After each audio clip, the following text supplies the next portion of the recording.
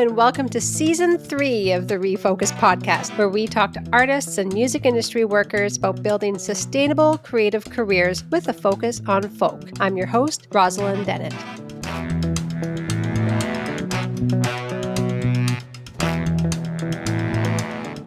Hello and welcome to ReFolKUs. Today our guest is Jennifer Roe. Jennifer is the Executive Director of Folk Alliance International, affectionately known as FAI, which is an international arts nonprofit and national arts service organization based in Kansas City, Missouri, in the USA. Jennifer's journey began in Washington, D.C., where she worked on Capitol Hill for the Majority Leader of the Senate before transitioning to serve on a presidential campaign. Jennifer joined the FAI team in 2013, igniting a passion for folk music. With over a decade of private sector experience, she assumed a pivotal role in leading FAI's staff and contractors and overseeing the day-to-day operations, including a key role in orchestrating the international conference. Jennifer channels her political background to advocate for arts and culture at both federal and state levels. She is a strong steward of folk music culture and the connections between FAI members.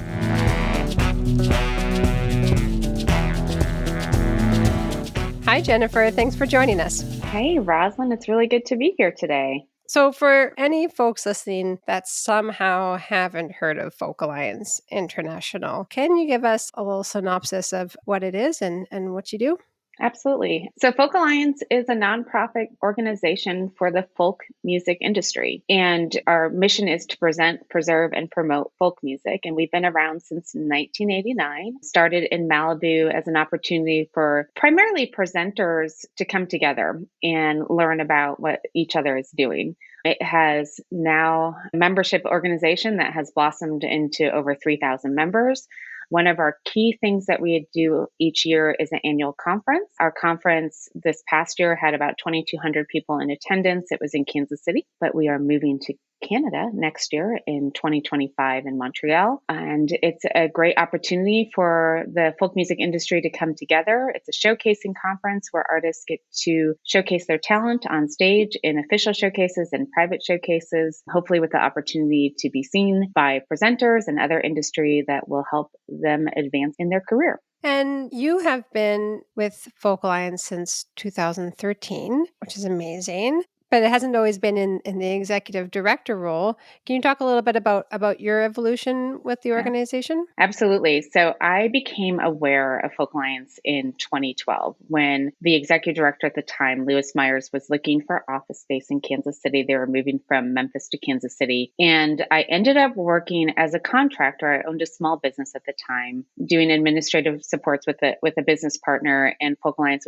became one of our clients. So when we helped them physically moved from Memphis to Kansas City. We trained with the team in Memphis and then helped set up shop here in Kansas City. It was a very, very light, small team. It was only the executive director at the time. And then he hired one person, Jared, when moving to Kansas City. So it's a small team. And I was really excited to have Folk Alliance as a client. I've always been interested in conferences and seeing how they worked out. So I was excited to come in and experience that, but I never actually saw Lewis plan the conference. He just, I think, did it in his sleep or he did it at 4:00 in the morning in his apartment. So we knew that when Lewis moved the office to Kansas City that he was going to be stepping down soon. So Angus Finnan, who is a Canadian, was hired as the next executive director in 2014. And at that point, he asked me if I'd be willing to step in full time. And so I decided that I was interested. So I started working full time in September of 2014, and my role has evolved from operations manager to operations director to deputy director. I was the interim executive director for a couple of times, and now I am the executive director. Wow, congratulations. We're very lucky to have you in this role. And I wanted to also shout out Jared, who is still with the team as well. You mentioned that he was one of the first staff members, and he's still with Folk Alliance, correct? Yeah, Jared started doing membership and he is now our conference director, responsible for all the operations behind setting up the annual conference, which is a really big role. Amazing. And how big is the team now? We have 8 full-time staff members and are in the process of looking for 2 additional staff members to come on board. We're a little bit understaffed right now, so we will, at full capacity, we'll have 10 staff members. Most of us are in Kansas City, but we do have a person in Memphis who used to work with us during the Memphis years. She came back in December, which is awesome, Cindy Cogbill. And then we'll see where the two new hires are from, maybe from Kansas City or someplace else. Well, that's really exciting and like an incredible story of growth for the organization. Yeah, it's actually really exciting looking back. When Angus came on board, we had an operating budget around 7 or 800,000. And over the 7 years that he was here, I worked hand in hand with him and we doubled that budget to 1.6, 1.7 million. And I like to say that that was largely due to Lewis Myers really putting a strong foundation and putting money in the bank that allowed us to take the risks that we had to take in order to grow, which included hiring Alex Mallet as our Mhm. development and salesperson. And so it's really fun right now. Our director levels, which includes Alex, Cindy, Jared, and myself, combined, we have about 40 years of experience working for Folk Mm, Alliance. Yeah. wow. Yeah, we have a very deep bench right now, which is really exciting. That's wonderful. Has it always been like the same kind of model of conference? Have you seen any changes kind of within the in programming within the last 11, 12 years? 11, yeah. How many conferences have I been to? My Mm, first one was in 2024. Yeah, I mean, there has been some changes. It's every person, every leader has their own thing that they want to do or want to see. Lewis did an excellent job of expanding the conference. He did that in part by expanding the opportunities for artists. And when I think his last year, we had about 220 or 240 official showcase artists. His last year and probably Angus's first year. And we started to take that down. We still have a lot. We have 160 official showcase artists, and that's a lot. But we have tried to really focus on the daytime programming and focus on the value of learning. As a person that's coming in to our conference, we want to make sure that they understand the business and understand those relationships. A lot of our conference is networking and meeting people. And oftentimes you do that in the daytime programming space and hearing what folks are saying and catching them after they're on a panel or talking to people. So we see that, but the basic model is the same. We have official showcases and we have private showcases. Our private showcases are really unique and special to our event. They are held in guest bedrooms primarily, where the host may take out the bed while the hotel takes out the bed, but they have a space for a small listening room, and primarily it's acoustic. This past year, we had about 80 rooms over 3 floors where our attendees can go from room to room and listen to music. We had about 2,500 performances over the 4 nights. wow. Yeah, it's a lot, but one room may only have 1 or 2 people in the audience, another room may have 20, 30 people packed into space. But it's an excellent opportunity to just learn and discover new music by going from room to room and listening to artists and artists collaborating with each other as well. It's really, I think artists often come to our conference for that opportunity to refresh, renew, to be inspired by what they hear. And yeah, we hear a lot of great stories and experiences. Yeah, there are so many kind of unique moments. I feel like anybody who's been to the conference will be able to immediately access stuff that they felt like they would have never seen, collaborations between folks or jams, or like I can think of two handfuls of times where I've gotten to sit in front of artists that I admire or that I look up to so much and I'm 5 feet away from them in a hotel room. Some pretty special moments get created there. I also love a lot of our private showcase hosts choose to do in the rounds and where they have, 2 to 3 artists that are playing a song. And oftentimes when you're in that, they tend to play off each other and artists often Mm. will collaborate in the moment. And it's been fun to witness some of those collaborations in the moment. But our private showcases primarily are hosted by our attendees. And it's not something Folk Alliance manages the process, but our attendees are the ones that curate the rooms and set up the rooms, and it just makes it more special. Hmm. And then you were talking about the daytime programming. I feel like Folk Alliance has always been a real leader in the types of programming, especially focused on like equity. I know one of our dear mutual friends, Tressa, was part of the programming team for a while and did some really amazing things. You've introduced summits, like different types of summits into the programming. Can you talk a little bit about maybe like the evolution of some of that kind of professional development programming? And maybe you can summarize this year or give us I don't know if you have a sneak peek yet for next year, but we'll take it if you do. I'm not sure if I have a sneak peek yet for next year as far as like the summits, but we are in the process of getting together our programming committee to help support the process of figuring out what our programming will look like next year. And we will reach out to folks and allow them to submit their panel suggestions for consideration as well.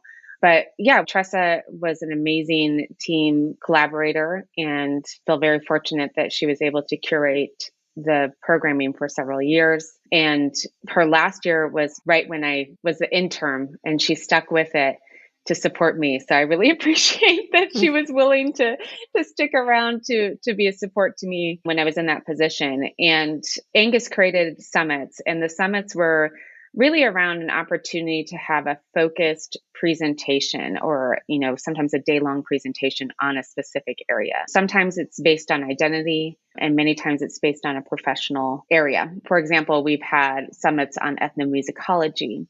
And it's an opportunity for folks that work in that field to be in a space where people are actually doing music live. So they're an ethnomusicologist. They're often in the books or in the archives looking at stuff or listening, but this is an opportunity to be in a space where they can meet all day, have very targeted conversations, and then experience the conference in the evening and late night hours. But as far as identity, Folk Alliance was able to provide space for the International Indigenous Music Summit, and we provided space for their inaugural event, which was in Montreal in 2019. And that was really special for Folk Alliance. And I think it added more value to Folk Alliance than it did for the IMS.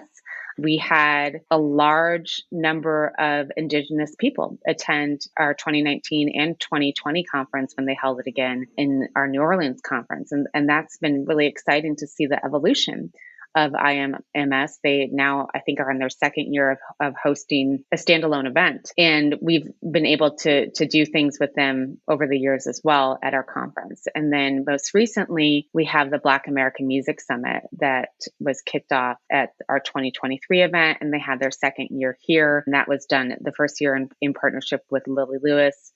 What we want to do in those spaces is really step back and allow the organizer to take over and determine what the programming is, because we're not experts in ethnomusicology. We're not Indigenous artists, or not everyone on our staff are a Black American music person, but we do want to hold an open space to allow them to do programming, which ultimately really benefits us as an organization to have those spaces. So I'm not sure what we're doing next year. I hope that we continue to provide space for the International Indigenous Music Summit, as well as the Black American Music Summit. I hope they come back.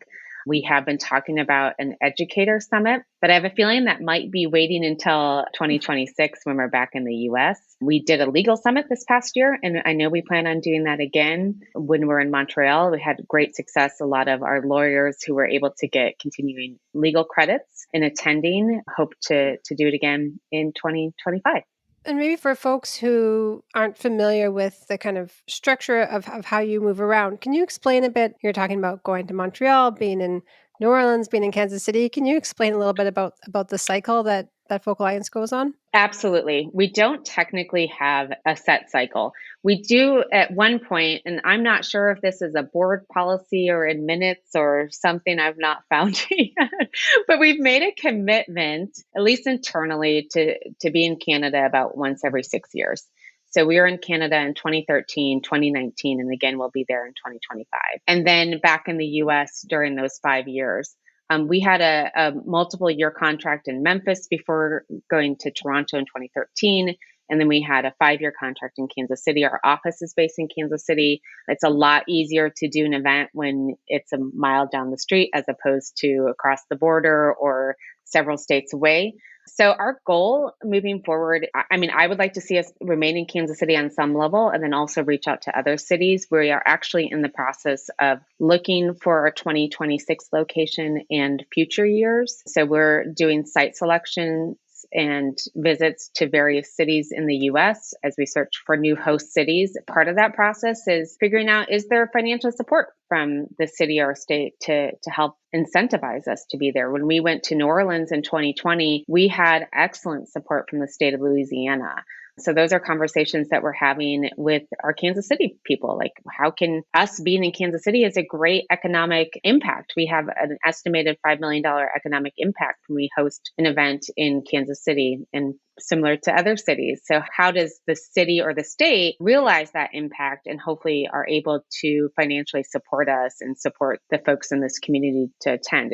I had a meeting yesterday with a person from Kansas City wanting the conference to be back here in Kansas City and realizing like the value of having all these international folks in your city that we wouldn't normally have. And that's the same thing that we're going to see in Montreal, is a lot of folks coming in. We had over 40 countries present at our conference this past year. And imagine, in many ways, it's a lot easier for people to get to Montreal than it is for them to get into the middle of Kansas City, Yeah, so certainly. middle of the US.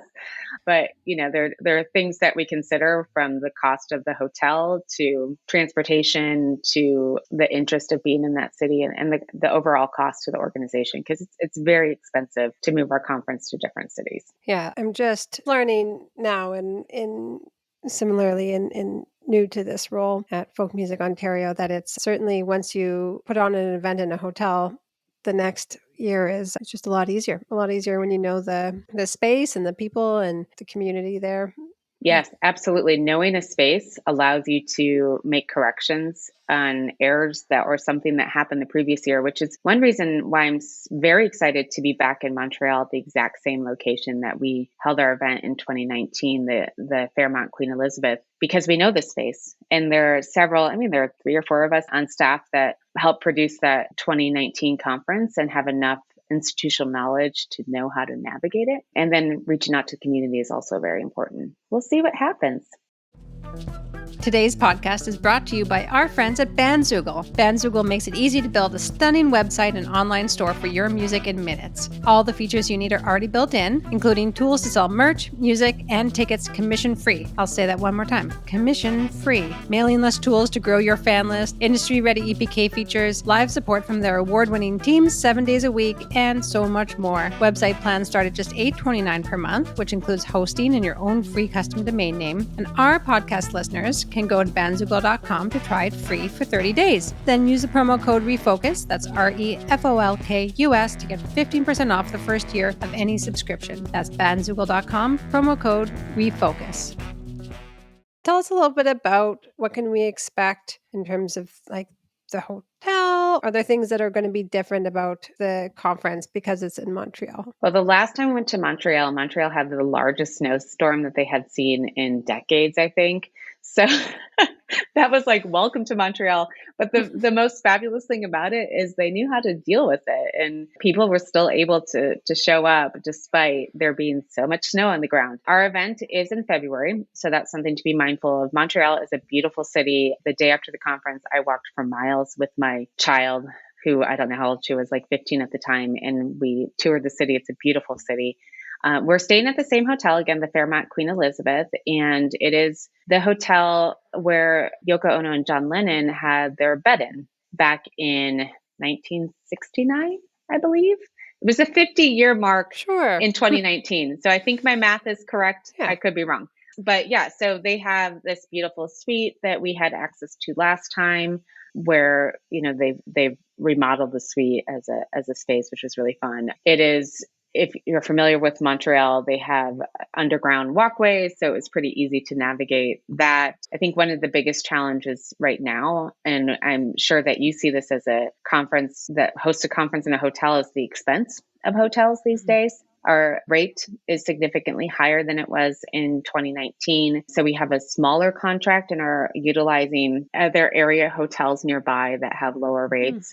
Thankfully, everything's within walking distance and pretty easy to navigate. But I think that's one of our biggest challenges, is really trying to navigate a world after the pandemic where everything is more expensive, and trying to make sure that it's still an affordable place for folks to be.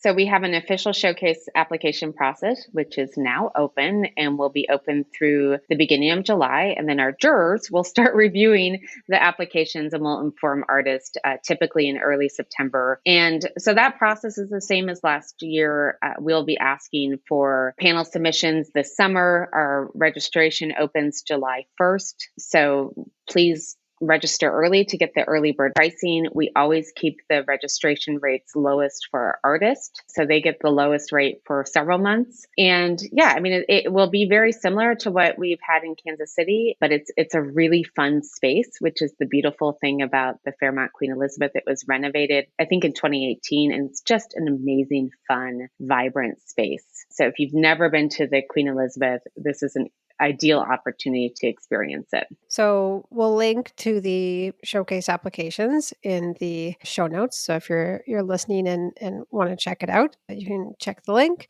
And a little while ago, you put out did a webinar. It had a good title. It was like how to make a great showcase application. Yeah. So, and I know that we have that. I'm sure it's available on your site. We have it linked in our resources as well on the Folk Music Ontario site. It's a really awesome resource. If you're thinking in any way, shape, or form about applying, definitely check that out first. And that's also available. That video link is available on the showcase application page. Oh, perfect. Of course it is. Since we tried to.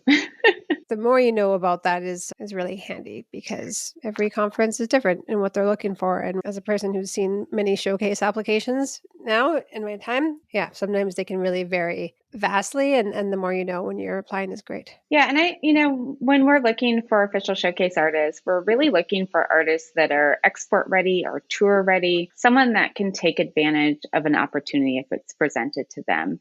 In the application, we do ask for a marketing plan because we like artists to realize that they are entrepreneurs. They own their own business, which is them as an artist on stage and performing. And that is really important to consider what you do as a business and what are your plans for the future. And this is sometimes it's a great exercise for artists to go through the process of like, hey, what is my marketing plan? What am I doing? And what do I want to gain out of this experience of showcasing? What's my intent and purpose of going to a showcasing conference? I think it's really important, artists in particular, to consider what their goals are of coming to a conference. And applying for a showcase, it's a lot of work, but it's also a pretty easy thing in the grand scope of, of things that you do. I also like to remind artists that if you don't have an official showcase, that doesn't mean that there isn't value to the conference. We have, again, 160 showcase artists, but there are another 340 artists/bands that are attending to perform in private showcases or just to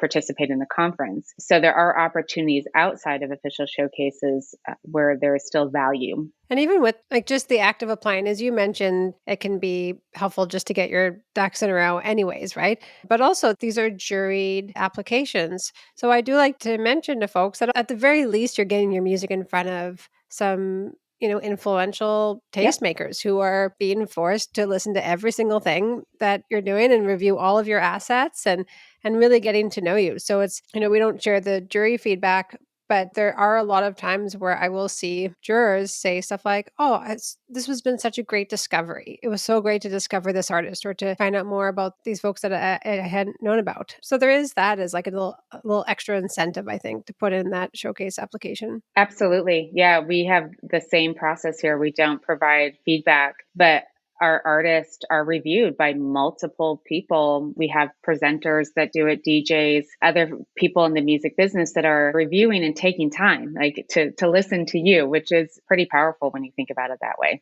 Mm-hmm. Yeah, I wanted to also add a comment when you're talking about, if you don't get a showcase, should you still go? And, I'll throw my 2 cents in that. Even if you don't get an official showcase, even if not able to figure out a private showcase, just going and being at an event like Folk Alliance where you're like truly surrounded by there's all the inspiration, which we kind of talked about earlier. You're going to be inspired by all these folks that are working in the same field and pushing boundaries and doing really interesting and amazing things and people, at the top of their game that you might not even know about.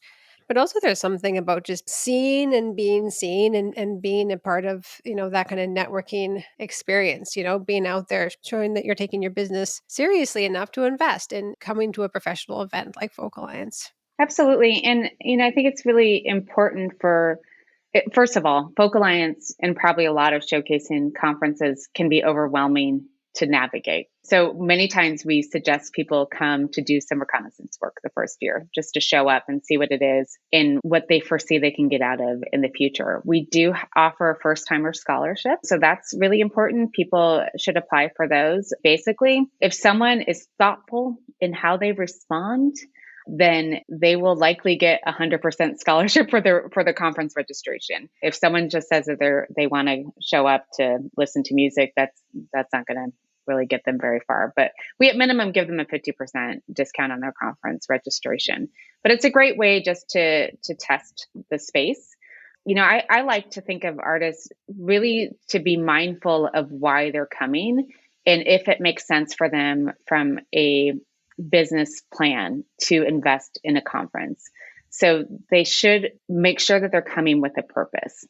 What that purpose is, I don't know. It could be to receive inspiration from other artists, and that's a fair enough purpose, or to reset from a creative standpoint, or it could be to look for presenters to put them on their stage, or to find a manager or an agent or a record label. Whatever your purpose is, I just suggest that you be thoughtful about that, because it is an investment. And if you're in Canada next year and it's an easy place for you to get to, take advantage of that. Where presumably it's less expensive to get to Montreal than it is to get to Kansas City or a different US city. So take advantage of it being in your city. And then also, take advantage of other showcasing conferences to understand how it works. The easiest way to get a private showcase is knowing who the hosts are. And you know who those hosts are by attending other events like Folk Music Ontario or one of the regional events in the US that are under Folk Alliance. So there are opportunities to attend conferences that are smaller than Folk Alliance that are great networking opportunities, or show up at these online events as well. Folk Alliance is hosting Folk Plus, which is an online event in early June. It's free. You can pay if you want to, but it can be free if you want to. I think that will be June 5th and 6th. So right around the corner, and it's an opportunity to network with people and to listen to panels, daytime programming, and be in online spaces. So show up, because that's part of work. That's part of your business, is to network with each other and learn and meet people. Yeah, I think that's one of the cool takeaways that I got out of like the pandemic times when everything was online. And then we had this moment of like, are we going back to in person? Are we still doing everything online? How are we going to navigate this? And one of the neat things that I found was really helpful was stuff like Folk Plus, or, and at Folk Music Ontario, we do some similar, not a conference, but we do some networking things online before the conference as well, just as an opportunity to get to know some faces, right? Mm-hmm. Especially if it's your first time or if you feel fairly new to the community. It's just a really nice way to go and get to know some of the folks that you'll be seeing probably in person at the conference. A lot of those folks show up to the online events. Folk Plus is a fantastic way to do that. Last year, I know there was networking elements to it, and will be kind of the same kind of interactive event this year. Exactly. There will be some networking events where it's like breakout Zoom rooms randomly broken out. And then also panels you'll have the opportunity to like comment in the chat, but there will be a combination of both of those. And I believe we're doing a couple peer sessions or affinity groups. I can't remember the exact schedule, but it's posted on our website if you want to find out more information. And then also recently you introduced Chorus, which I believe is also kind of like an online tool to like network and stay in touch with folks throughout the year, correct? Absolutely. So Chorus is the platform where we will be hosting Folk Plus this year. And it's basically an online community similar to Facebook, where folks that are part of our Folk Alliance community can interact with each other. Chorus is only as good as the number of people that choose to interact in it. We had a lot of activity moving into the conference time.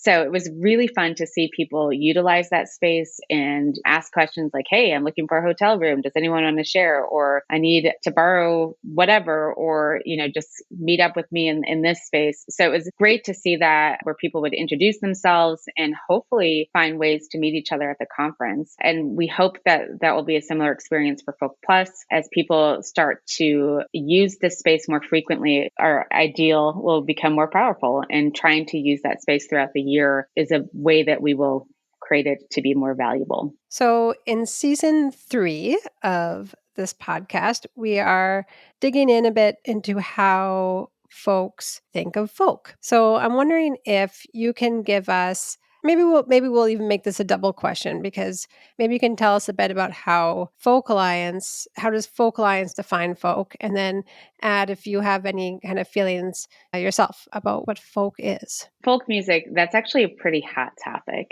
How do you define folk? And people have so many different opinions on how you define folk.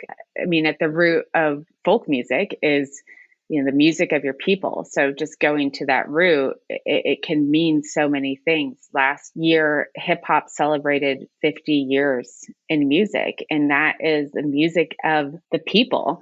And so it's just has so many different sounds, which I think is one of the things I find the most beautiful, is knowing that everyone can find a space in folk music, because everyone has their own music to share and from their own culture. And oftentimes here at Folk Alliance, we think of folk music more than a sound or a genre, and it's more about a way of life and the way we interact with each other. And it's a movement. Folk music in the 60s was about protest and how to fight. So we have these different times in the history of music of how folk music can be identified and how you can view it.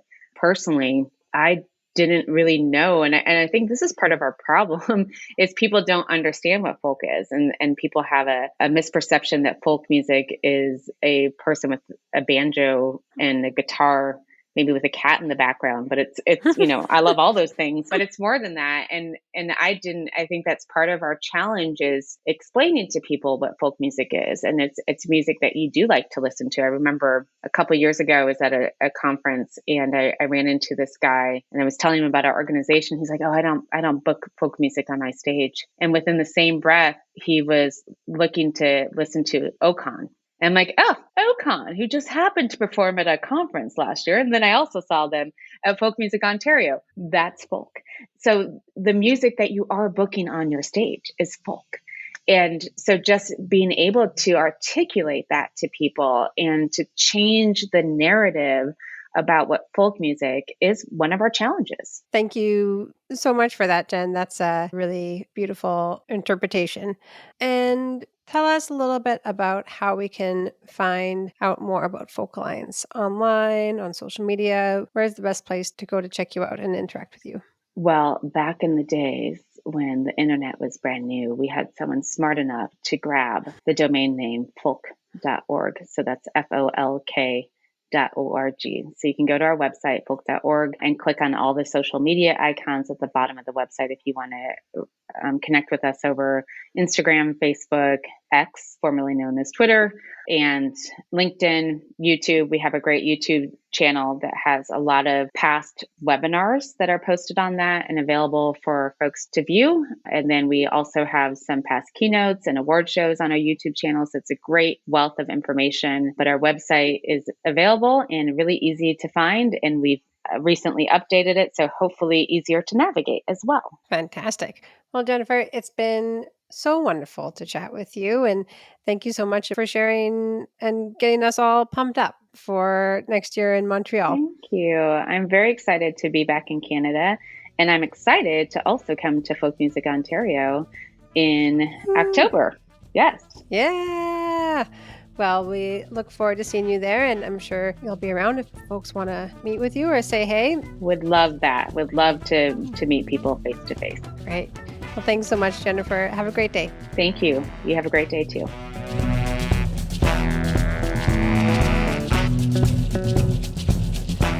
That's all for this episode, friends. The ReFocus podcast is brought to you by Folk Music Ontario, Find out more by heading to folkmusicontario.org/refocus. That's ReFolkus.